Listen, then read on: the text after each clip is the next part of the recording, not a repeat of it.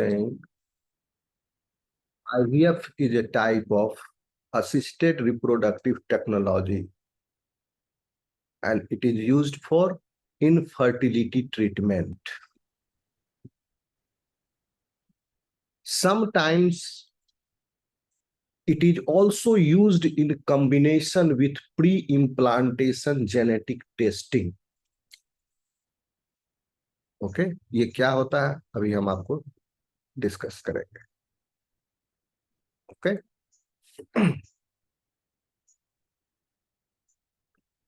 Suppose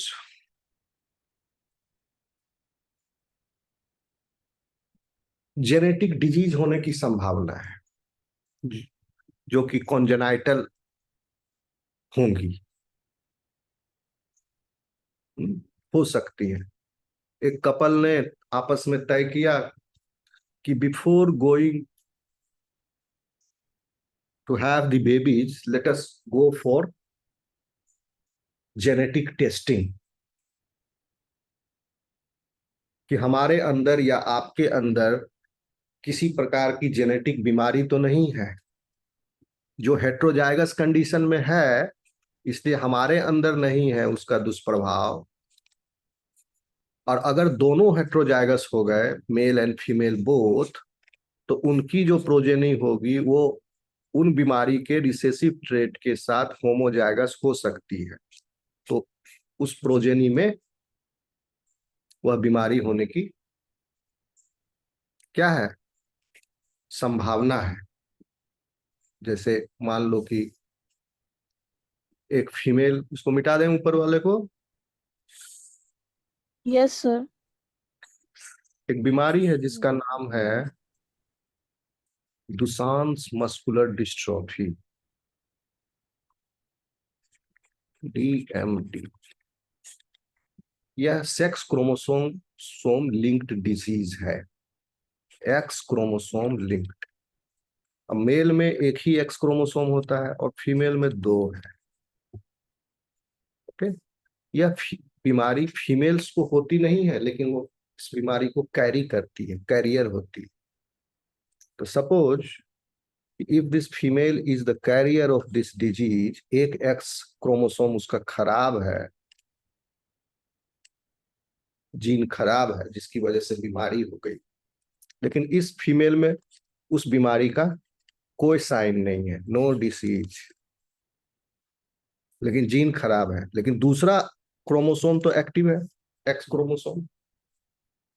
दोनों homologous chromosome है, जो जीन यहां पर है वही जीन यहां भी है, वह जीन ठीक है. एक एक्स क्रोमोसोम का जीन खराब हो गया, यह फीमेल कोई बीमारी शो नहीं करेगी. हेट्रोजाइगस कंडीशन में इसके अंदर बीमारी नहीं है ऊपर फिनोटिपिक लेवल पर, बट जीनोटिपिक लेवल पर है. मेल काउंटर पार्ट तो नहीं जानता है इस चीज को.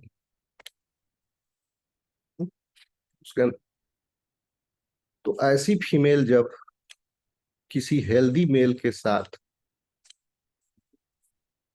विवाह करेगी तो यह डिजीज उत्पन्न हो जाएगा फीमेल मेल में. See how. और वो लाइलाज बीमारी है, अल्टीमेटली डेथ हो जाती है उस बीमारी में. तो why not to avoid such cases, पहले देख ले, प्री मैरिटल जेनेटिक टेस्टिंग के लिए जाए, और अगर पता लग गया मेल्स के लिए जरूरी है यह इस बीमारी के संदर्भ में, क्योंकि फीमेल को बीमारी नहीं होती है, मेल्स को ही होती है. बायस्ड है ये disease. See how this female will produce. Have you heard of this disease students, DMD? Yes sir. Okay, so this female will result into two types of gametes. One is with defective X and one is with non-defective X. On the male, XY, not carrying the disease. So this female, इसकी वजह से क्या होगा, ये सारी संभावनाएं हैं progeny की. Carrier female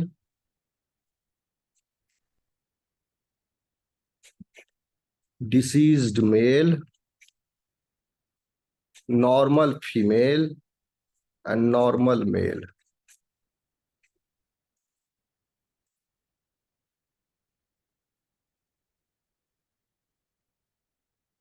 This female will not have any sign of the disease, but she is carrier अपने माता की तरह. But this male, क्योंकि एक ही एक्स क्रोमोसोम है और वह डिफेक्टिव है, this person will develop the disease. और यह फीमेल करियर नहीं है और यह मेल भी हेल्दी है. तो 50% मेल चाइल्ड जो होगा वह बीमारी से युक्त हो सकता है ऐसे कैरियर फीमेल के साथ कोपुलेट करने पर. So why not to avoid such cases. अब देखिए, फीमेल में दोनों एक्स डिफेक्टिव नहीं हो सकते. दोनों एक्स डिफेक्टिव हो जाएगा, कोई चांस ही नहीं है. डिफेक्टिव, दोनों एक्स डिफेक्टिव, वो रिप्रोडक्टिव एज में आने से पहले ही मर जाएगी, उसकी शादी ही नहीं हो पाएगी, पहले ही वाइप आउट हो जाएगी. और उसी तरह यहाँ पर डिफेक्टिव मेल नहीं हो सकता है. डिफेक्टिव मेल की शादी डिफेक्टिव फीमेल के साथ नहीं हो सकती, क्योंकि यह जो डिफेक्टिव मेल है, he will die by the age of 10 to 13 years, ज्यादा से ज्यादा. ये पहले भी डेथ हो जाएगा रिप्रोडक्टिव एज में आने से पहले ही.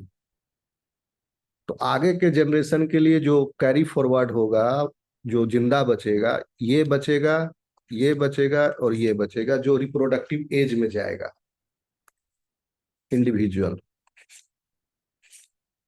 ये तो वाइप आउट हो जाएगा, पॉपुलेशन से एलिमिनेट हो जाएगा. तो करियर फीमेल, इसीलिए इस बीमारी का जो म्यूटेशन है वो पॉपुलेशन में चल रहा है, क्योंकि करियर फीमेल इसको आगे ले जा रही है. करियर फीमेल वाइप आउट नहीं. फिर ऐसे फीमेल की शादी जब हेल्दी मेल से होगी, उनके बच्चे फिर इस तरह से बीमारी से ग्रसित होंगे. तो why not to find out such scenario before the marriage. If we go for genetic screening, जो जायगोट प्राप्त हुआ आफ्टर फर्टिलाइजेशन इन विट्रो, उस जायगोट के क्रोमोसोम का स्टडी कर लिया जाए, ताकि सिर्फ ऐसी यही बीमारी नहीं, और भी लिस्ट है कई सारे जेनेटिक कॉन्जेनाइटल डिसऑर्डर्स, उन सबको एलिमिनेट कर दिया जाए कि नहीं, ये भी नहीं है, ये भी नहीं है, ये भी नहीं है, ये भी नहीं है, ये भी नहीं है, ये भी नहीं है, इस जायगोट में ये नहीं है. then that zygote can be selected for the implantation, जिसमें जेनेटिक स्क्रीनिंग की वजह करके हम किसी भी प्रकार का कोई जेनेटिक डिसऑर्डर हम नहीं उसमें पाए. आ रहा है समझ में students? Yes sir. Yes, sir. Yes, sir. Okay. Zygote पर जेनेटिक टेस्टिंग करना ज्यादा जरूरी है. अभी आप देखे ही कि एक इंडिविजुअल करियर फीमेल और healthy male are giving rise to 4 types of gametes. 4 types of zygote. ठीक है ना? एक XX डिफेक्टिव वाला, फिर XY, normal XX, normal XY, 4 तरह के जायगोट हुए. हम इनको क्यों एलिमिनेट करें? हम तो इसको डिस्कार्ड करना है. इसलिए जायगोट का स्क्रीनिंग होगा आफ्टर फर्टिलाइजेशन. इनमें से 25 जायगोट है एक ही कपल के, इनमें से कौन सा हेल्दी है, कौन सा ठीक है, जिसके अंदर डिसऑर्डर नहीं है. Okay students, so IVF is also a type of assisted reproductive technology which is used for infertility treatment, and it is used in pre-implantation genetic testing to avoid transmission of such lethal genetic conditions. Okay, so यह भी होता है। यहाँ देखिए egg retrieve किया गया और fertilise, बहुत सिंपल मेथड है। देखिए यहाँ देखिए प्री इम्प्लांटेशन जेनेटिक टेस्टिंग किया जा रहा है। कब? जब इम्ब्रियो बन गया तब। फर्टिलाइजेशन के बाद इम्ब्रियो के डेवलपमेंट को हम मॉनिटर कर रहे हैं। बहुत सारे इम्ब्रियो जो है, सब इम्ब्रियो को अलग अलग डिश में रखे हुए हैं, नंबर 1 2 3 उसको मॉनिटर कर रहे हैं। और साथ ही साथ हर डिश में हम प्री पीजीटी चला रहे हैं, प्री इम्प्लांटेशन जेनेटिक टेस्टिंग। जो भी डिश पास हो गया, मान लो ये पास हो गया, ये फेल हो गया, ये पास हो गया, डिसऑर्डर नहीं है, those dishes, those growing zygotes will be selected for implantation. और जब हम इतना कर ही रहे हैं तो इम्प्लांटेशन के स्टेज पर क्यों गलती करें? क्योंकि सब कुछ हम चूज कर रहे हैं, मॉनिटर कर रहे हैं, तो इम्प्लांटेशन वैसे जायगोट का करें जिसमें जेनेटिक डिसऑर्डर नहीं हो, या वैसे जायगोट का करें जिसमें जेनेटिक डिसऑर्डर हो? आप बताओ। क्योंकि देखिए यहाँ पर बहुत सारे एग को रिट्रीव कराया गया एक ही फीमेल से, सुपर ओव्यूलेशन करा के, और उस एग को स्पर्म के द्वारा फर्टिलाइज कराया गया आर्टिफिशियल कंडीशन, तो बहुत सारे जायगोट बन गए सेम कपल के। तो इन सारे इम्प्लांटेशन किसी एक का करवाना है तो हम तो चाहेंगे, कोई भी चाहेगा इसमें जो सबसे बढ़िया जायगोट हो उसको इम्प्लांट कराया जाए। यस कि नो?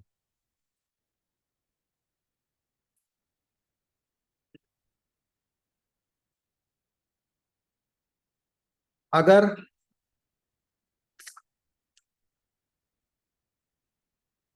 इम्प्लांटेशन पॉसिबल नहीं है फीमेल में, उस फीमेल में जिससे एग रिट्रीव किया गया, इसी में अगर इम्प्लांटेशन, इसी से एग रिट्रीव किए, पीजीटी तक पहुंच के इसमें अब इम्प्लांट कराना है, और इस फीमेल का यूटरस ठीक नहीं है, मान लिया जाए, और या ये नहीं चाहती है कि मैं प्रेग्नेंट बनूं, बहुत पैसे वाली है, ये चाहती है कि मेरा कोई एम्प्लॉय प्रेग्नेंट बने मेरे बदले, सरोगेसी के लिए ऑप्ट करती है वो। तो कोई मान लो फिल्म इंडस्ट्री की हीरोइन हो, तो इन प्राप्त इम्ब्रियोज में जो सेवरल इम्ब्रियोज प्राप्त हुए और उनका जेनेटिक टेस्टिंग कर लिया गया, उसके बाद जो सेलेक्ट किया जाता है हेल्दी इम्ब्रियो, 1 2 4 जितने बचे, उनमें से किसी एक का इम्प्लांटेशन के लिए हम आगे बढ़ेंगे। मान लिया जाए वह इम्प्लांटेशन अनसक्सेसफुल रहा, तो हमें प्रक्रिया फिर शुरू से दोहरानी पड़ेगी, एक रिट्रीवल लास्ट स्टेप पर अनसक्सेसफुल हो गया। इसीलिए मल्टीपल जायगोट्स आर प्रिपेयर्ड। यहीं से मल्टीपल, किसी को डिस्कार्ड नहीं करें, मल्टीपल जायगोट को लेते हुए चलेंगे। एक जायगोट को इम्प्लांट किए, नहीं सक्सेसफुल हुआ, और भी जायगोट है हमारे पास। शर्त यह है कि इसको स्क्रीनिंग के बाद इन जायगोट्स को भी हम क्रायो प्रिजर्व कर दिए लिक्विड नाइट्रोजन में, जो बचे हुए जायगोट्स है, और एक जायगोट को इम्प्लांट करा है। अगर वो सक्सेसफुल हुआ तो ठीक, नहीं सक्सेसफुल हुआ तो फिर क्रायो प्रिजर्वेशन से उसको थॉ करके दूसरा जायगोट इम्प्लांट कराएंगे। ठीक है, we have the chance here, यहीं से इस स्टेप को आगे रिपीट किया जाए, ना कि शुरू से। फिर आ रहा है समझ में students? Yes sir. Yes sir. Yes. तो इसलिए हम मल्टीपल जायगोट्स को डेवलप करवाते हैं और मल्टीपल जायगोट सेलेक्ट करते हैं after genetic testing. Rest zygote को हम क्रायो प्रिजर्व कर देते हैं, और एक जायगोट को सेलेक्ट करके या तो उसी फीमेल में, अगर वो कहती नहीं हम अपना बच्चा खुद जन्माएंगे तो उसी में, या नहीं तो बहुत ही मॉडर्न है अगर वो समझती है तो वो सरोगेसी का सहारा ले सकती है। अब बहुत सारे कंट्रीज में अब ये कानूनी पचड़ाया जाता है। रिसेंटली हमारे देश में भी सरोगेसी से रिलेटेड जो लॉज हैं वो चेंज हुए हैं। Earlier it was relaxed. Karan Johar बिना शादी किए 3 बच्चा जन्माया। 3 है कि 4 है, पता नहीं कितना है उसको। और कोई है?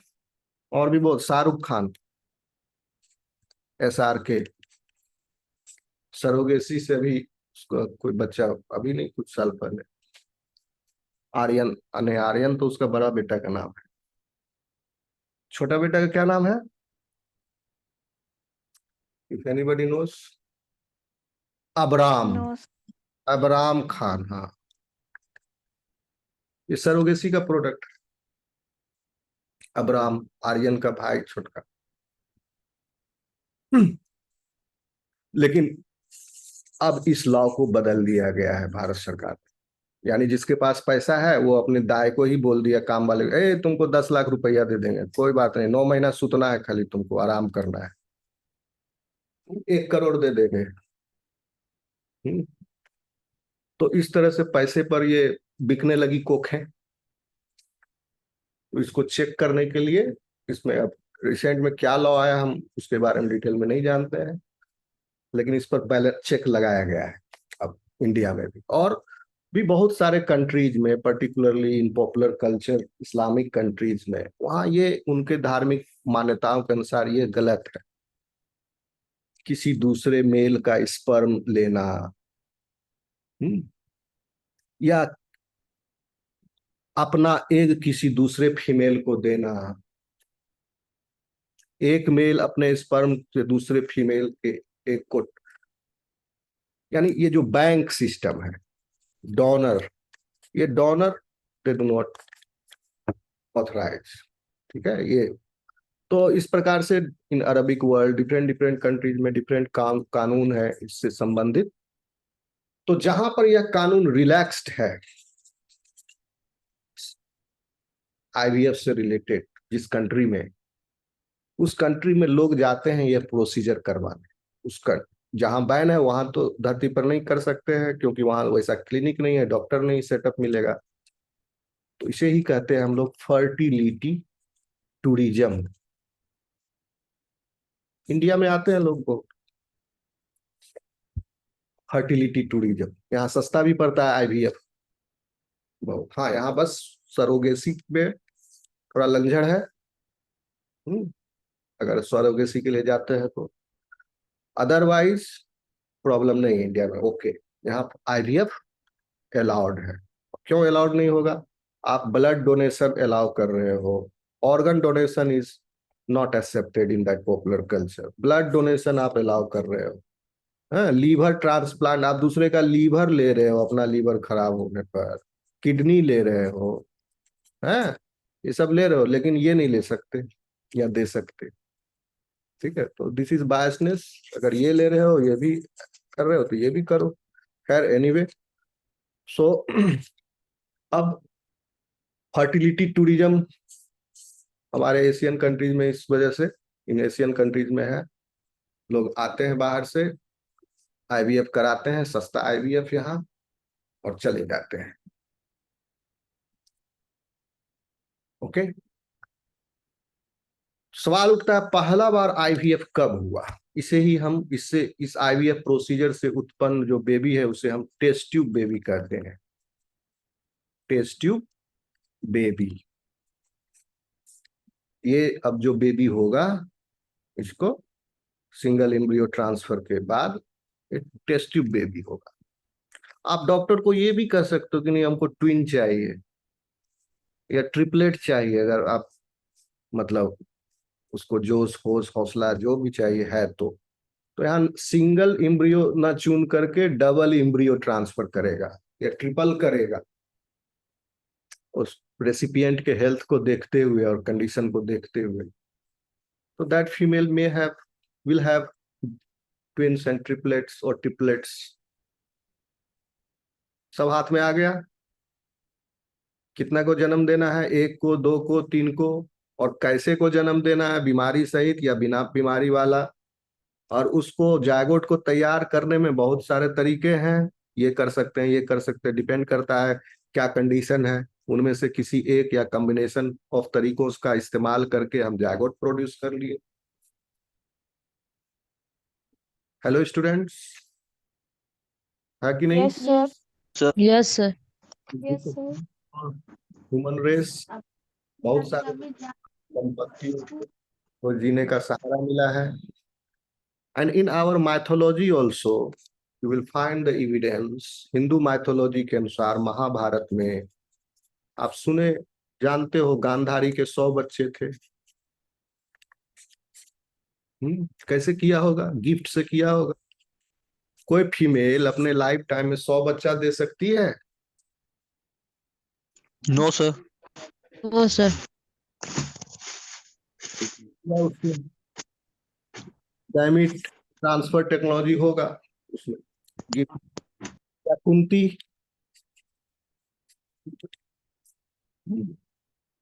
5 बेटे थे और पांचों के फादर अलग अलग थे।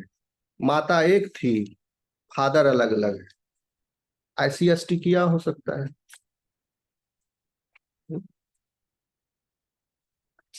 कौन कौन था? एगो धर्मराज पुत्र युधिष्ठिर हो गया बड़ा वाला, पवन पुत्र भीम, इंद्र पुत्र अर्जुन, नकुल और सहदेव। नकुल किसके बेटे थे?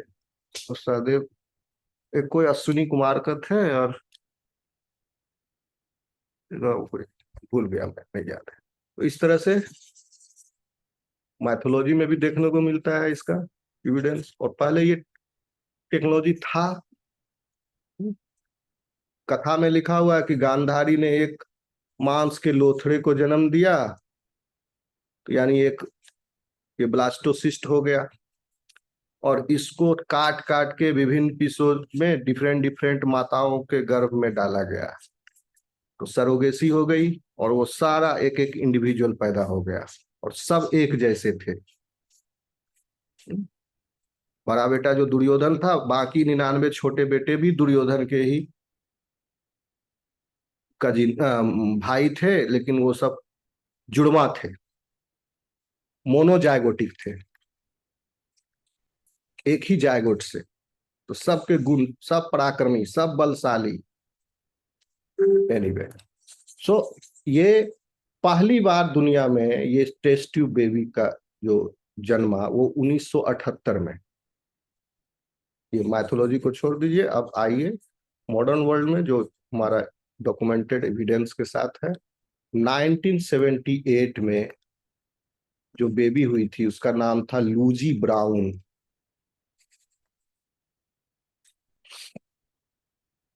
She was the first child who successfully born after her mother received IVF treatment. Okay? और ये चूंकि ये शुरुआती था तो बहुत ही सिंपल टाइप का था IVF। इसमें नेचुरल साइकिल थी, जहां पर कोई स्टिमुलेशन नहीं किया गया ओवरी को। सिंपल साइकिल था ये। यानी लूजी ब्राउन की मदर जो थी वो IVF के बिना भी कंसीव कर सकती थी, लेकिन वो एक्सपेरिमेंट हुआ एक तरह से, और मदर जो थी वो IVF ट्रीटमेंट रिसीव की बिना किसी स्टिमुलेशन के। इंग्लैंड में ये हुआ था, वहां के हॉस्पिटल में चला था लूजी ब्राउन का ट्रीटमेंट। और जो डॉक्टर जिसने किया था ये, उसका नाम था रॉबर्ट एडवर्ड्स। कब किया? 1978 में। पहली बार यह हुआ मेडिकल हिस्ट्री में, टेस्ट ट्यूब बेबी। पूरी दुनिया में तहलका मच गया, साइंटिफिक वर्ल्ड में, कि अब निसंतान दंपति विज्ञान के सहारे से माता पिता बन सकते हैं। उस तरीके का इजाद हो गया है, और बहुत सारे बच्चे फिर टेस्ट ट्यूब बेबी बने। बहुत सारे निसंतान माता पिता फिर उन्हें संतान की प्राप्ति हुई इस टेक्निक के हेल्प से। और आज के डेट में 2018 तक 18 तक नहीं, सिर्फ 2018 में ही 8 मिलियन टेस्ट ट्यूब बेबी पैदा हुआ। 80 लाख पूरी दुनिया में सिर्फ 2018 में। तो अभी तक 1978 से लेकर अभी तक कितने टेस्ट ट्यूब बेबी पैदा हुए होंगे, घूम रहे होंगे? बहुत सारे। तो बहुत सारों को जीवन मिला और बहुत सारे पेरेंट्स को सहारा मिला। यह लूजी ब्राउन जो 1978 में पैदा हुई थी, ये अब कितने साल की होगी? जिंदा है, पीएचडी वीएचडी कर ली, खूब पढ़ाई लिखाई की है। जोड़ लो उतने साल की होगी, खुद ही बूढ़ी हो गई है, 78 की है। और इसी काम के आधार पर इस साहब को, रॉबर्ट एडवर्ड्स को बहुत बाद में इनको रिकॉग्नाइज की, क्योंकि एक आदमी दुनिया में इतने जिंदगियों का दाता है, क्यों नहीं उसे अवार्ड मिलेगा? तो 2010 में इसे नोबेल प्राइज दिया गया।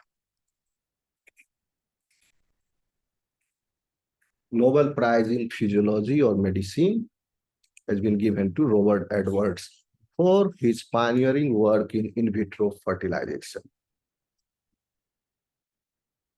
Okay, students? Yes, sir.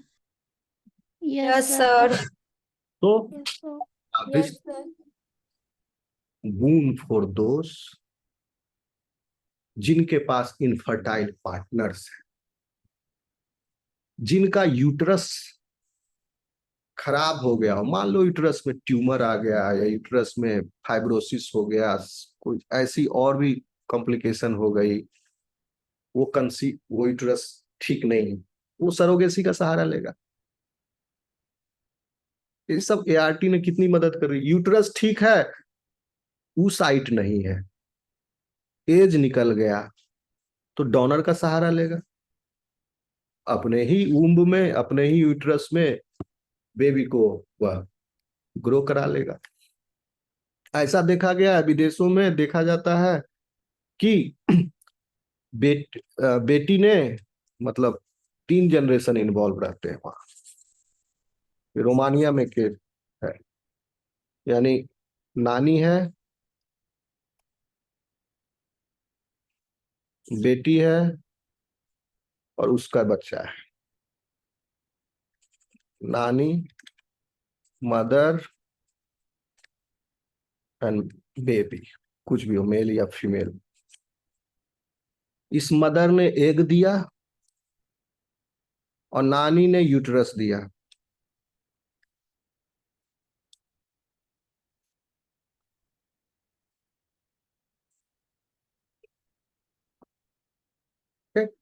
अगर उसकी माँ का यूट्रस ठीक नहीं है, तो यूट्रस तो लाइफ लॉन्ग ठीक रहता है, मेनोपॉज के बाद भी। तो उस बेबी का इम्प्लांटेशन उसके ग्रैंड मदर में किया जा सकता है, किया जाता है। बहुत हमारे देश में बहुत सारा एथिकल इश्यूज है, लेकिन विदेशों में होता है। अब क्योंकि इसकी जिम्मेदारी है, इस माँ की। आपका यूट्रस खराब है, कहीं दूसरे का कोख का इंतजाम कीजिए आप अपने रिलेटिव में, अपने ये में।